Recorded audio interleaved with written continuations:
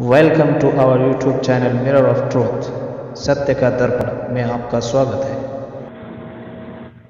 प्यारे दोस्तों, आदाब, अस्सलाम वालेकुम। जय मूल निवासी।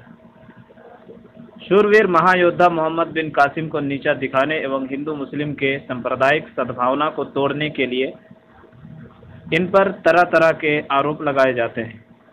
जैसे इन्होंने सिंध को लूटने के लिए ताहिर पर आक्रमण किया था। इसका उत्तर हमने फर्स्ट एपिसोड में दे दिया है। इसके अतिरिक्त और भी आरोप लगाए जाते हैं, जैसे विजय प्राप्ति के समय इन्होंने कैटापुल्ट द्वारा कई मंदिरों को तोड़ दिया था, वहाँ की जनता का कत्लेआम किया था, वहाँ के महिलाओं का बलात्कार किया था। इस तरह घटिया से घटिया जो भी आरोप मन में आते हैं लगा देते हैं, और उनका सिर्फ एक ही स्रोत है कि कहा जाता है कहने के बाद वो अपने मन में जो जी में आता है वही उसमें ऐड कर देते हैं। आज हम दूसरे आरोप अर्थात मंदिर विध्वंस पर चर्चा करेंगे। पहले हम ये तय करेंगे कि मंदिर था उस जमाने में या बुद्ध विहार था। उस समय जनता का धर्म क्या था, कौन सा धर्म जनता पालन करती थी, बुद्धिज्म या हिंदुइज्म? हिंदुइज्म का कोई सवाल ही नहीं। उस समय ब्राह्मण या बुद्ध ही हो सकते हैं। अल-बलाजुरी ने जनता के पूजा स्थल के लिए बुद्ध का शब्द व्यवहार किया है, जबकि यह शब्द अरबी डिक्शनरी में पूजा स्थल या मंदिर के अर्थ में नहीं आया है। हो न हो ये बुद्ध जो संस्कृत या हिंदी भाषा था, पाली भाषा था, उसी को अरबी में बुद्ध कहा गया हो।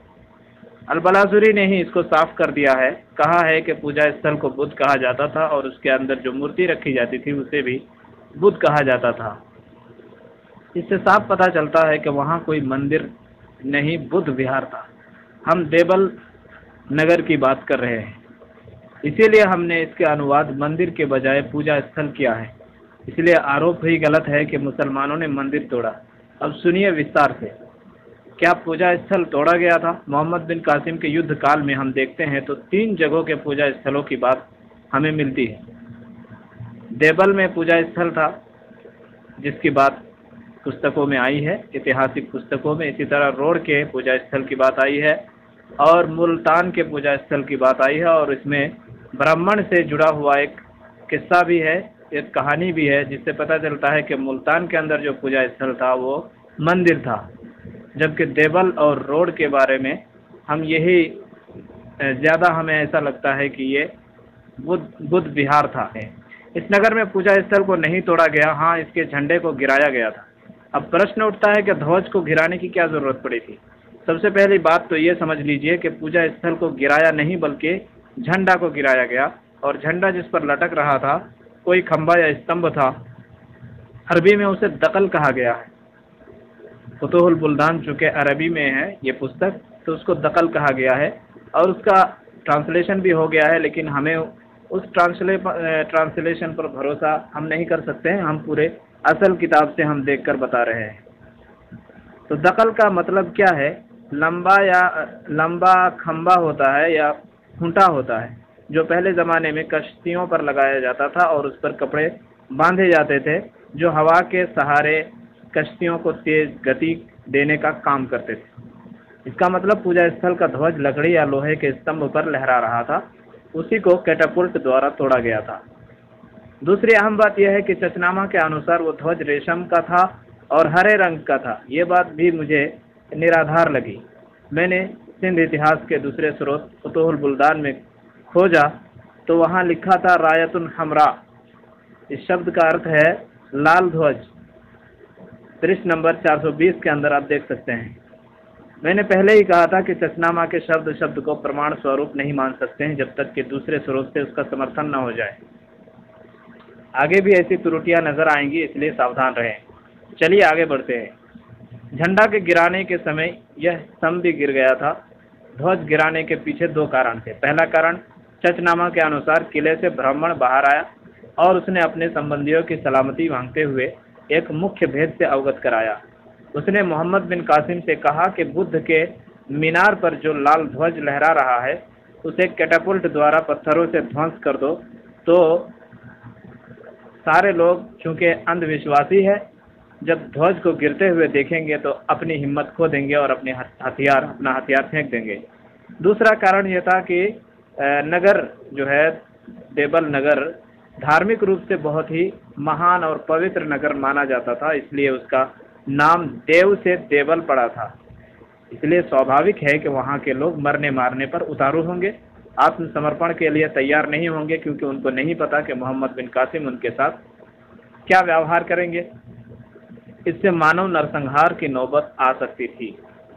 इससे मोहम्मद बिन कासिम को चिंता हुई कि कहीं सारे लोग ना मारे जाए, इसलिए पहले उनके अंधविश्वास को तोड़ना चाहिए।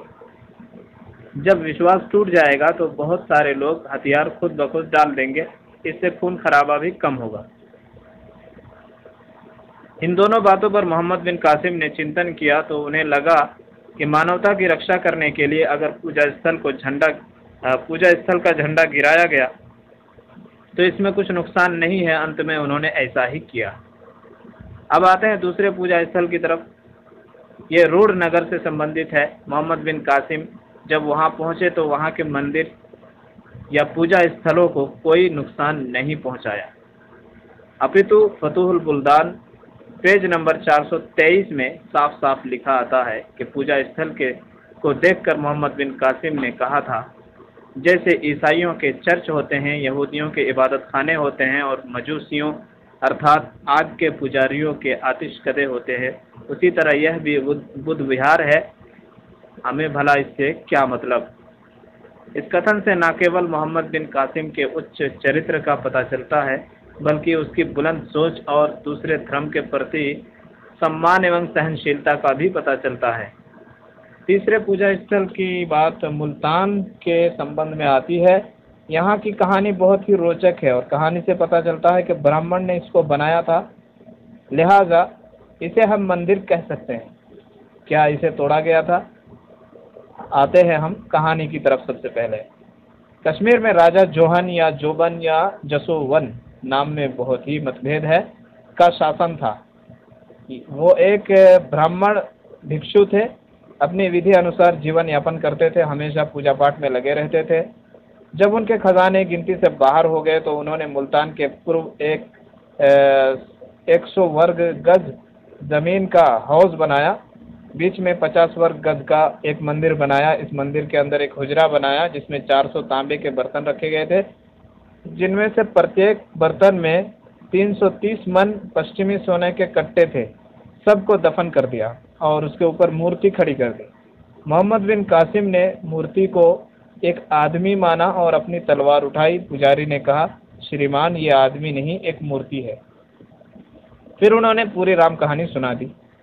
मूर्ति को उठाकर देखा तो वास्तव में कहानी सच निकली।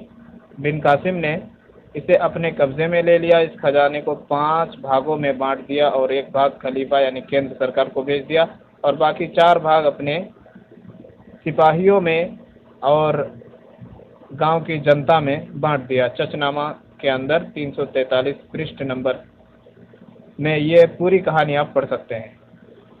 तो देखा दोस्तों असल सत्य क्या है, और पूरी कहानी में कहीं भी आपको ये नज़र नहीं आया कि मंदिर कहीं तोड़ा गया हो। देवल का झंडा और झंडे का स्तंभ क्यों गिराना पड़ा, इस बात को भी हमने भली भांति पेश कर दी है। उम्मीद है कि आपको हमारा वीडियो पसंद आया होगा। हमारे वीडियो को लाइक करें, कमेंट करें और सब्सक्राइब करें हमारे चैनल को, और दूर दूर तक इस बात को, इस पैगाम को पहुंचाएं। हम बहुजन समाज के लोग हैं, हम मूल निवासी हैं। हमें हिंदू मुस्लिम नाम से लड़ाने की कोशिश की जाती है, हमारे इतिहास से खेलने की कोशिश की जाती है। ज़रूरत इस बात की है कि हम जाग जाएं और अपने इतिहास को अपने लेखकों द्वारा पढ़ें, ताकि हमें तरह तरह की भ्रांतियों के ज़रिए से गुमराह ना किया जा सके। धन्यवाद।